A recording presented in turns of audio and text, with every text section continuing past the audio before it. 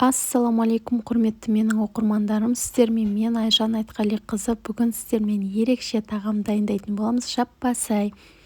Кей елдерде бұны үнді мантысы деп жатады, иә.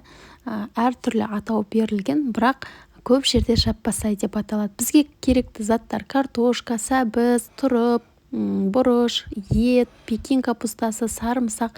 Кәдімгі қолжетімді үйдегі заттардан жасайсыздар, бірақ дәмі ерекше болып шығады. Мен туралу жолын сіздерге көрсетейін. Міне 4 бұрыштап турайсыздар.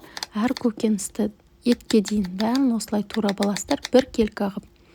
Міне сіздерге қазір бәрін турап жатпай, былай дайын күйінде көрсетейін деп тұрмын. Міне қараңыздаршы, осылай турап аласыздар. Майымызды жақсылап қыздырамыз. Қызып тұрған майымызға етімізді салып қуыратын боламыз. Етті қуырып жатқан кезде оны бұқтырмайсыздар. Тек қана суы тартылғанша қуырасыздар, иә.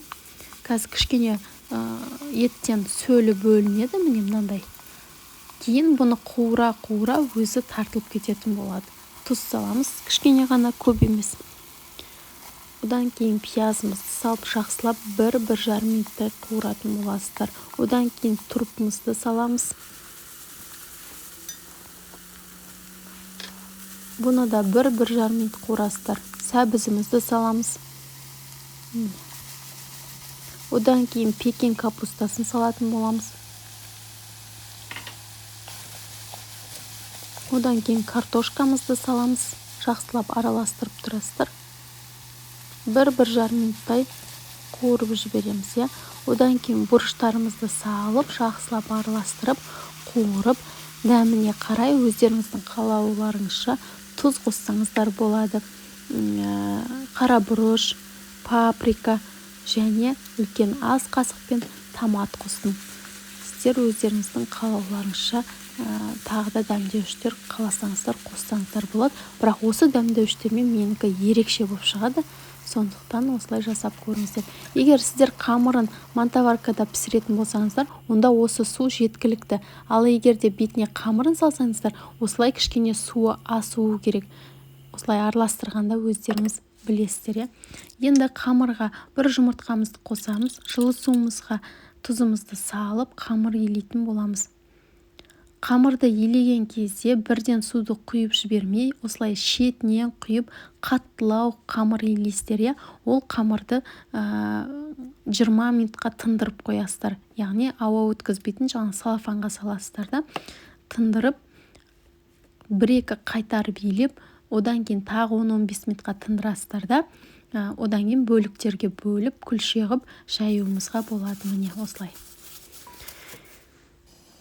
Қайнап жатыр. Енді біз қамырымызды жаюды бастаймыз. Мен осылай бөліктерге бөліп алдым.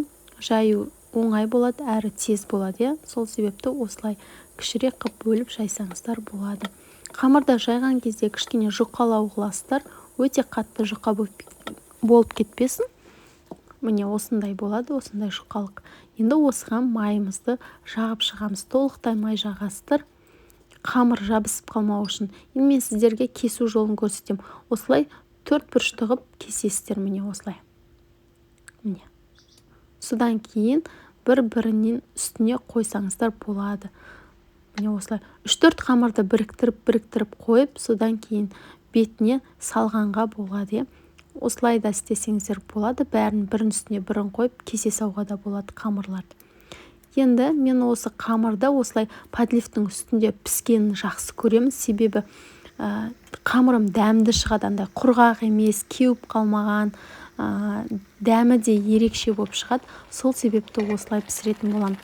Кей жерде бұны жаңа қамырда отдельно мантаваркаға пісіріп жатады. Олай да өздеріңіздің қалауларыңызша пісіріп көріңіздер, бірақ маған осылай ұнайды. Міне қараңыздар, 30-40 минуттай бұқтырдым. Басында кішкене қаттырақ отты қоясыздар. Одан кейін орташа отта пісіретін боласыздар. Міне астын көрсетіп жатырмын. Әдемі болып шықты. Қамырларым міне жұп-жұқа, жабыспаған. Себебі сіздер май жақтыңыздар, сондықтан жабыспайды, иә. Қараңыздар. Енді мен сіздерге қалай жеу керектігін көрсетейін. Осылай қамырды аласыздар да орайсыздар салмасын, содан кейін жейтін боламыз. өте ерекше болып шығады. Кез келген ыдысқа салсаңыздар болады. Егер де сіздерде үйлеріңізде көп адам болатын болса, осылай қамырын шет-шетіне ортасына салмасын салып берсеңіздер ерекше болады. Әр адамға жеке-жеке ұсынсаңыз да болады. Онда мынандай ыдысқа салып бересіздер, міне осылай қылып. Сіздермен бірге болған Айжан Айтқалиқызы. Менің арнамнан алыстамаңыздар. Қоңырауша белгісін басып, каналыма тіркеліңіздер. Келесіде тағы да көптеген рецепттер болады.